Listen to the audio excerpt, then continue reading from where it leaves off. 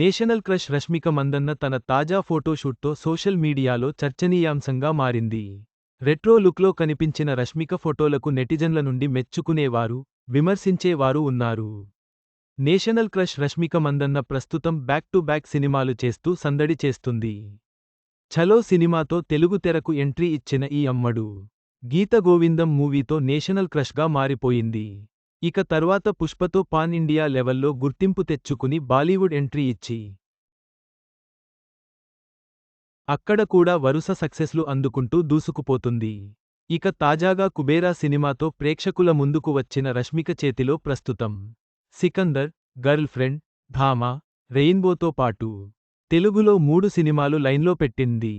దీంతో ఈ beauty present భాషతో సంబంధం లేకుండా వరుస సినిమాలు చేస్తూ బిజీ లైఫ్ లీడ్ చేస్తుంది. అలాగే నిత్యం సోషల్ మీడియాలో యాక్టివ్గా ఉంటూ తన అందచందాలతో ఫ్యాన్స్తో పాటు ప్రేక్షకులను కూడా ఆకట్టుకుంటోంది. ఇదిలా ఉంటే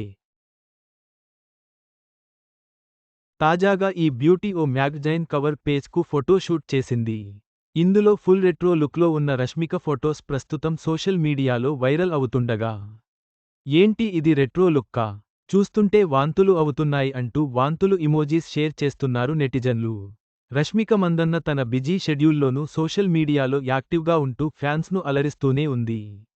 ఈ రెట్రో లుక్ వివాదం ఆమెకు మరింత ఆసక్తిని కలిగించింది.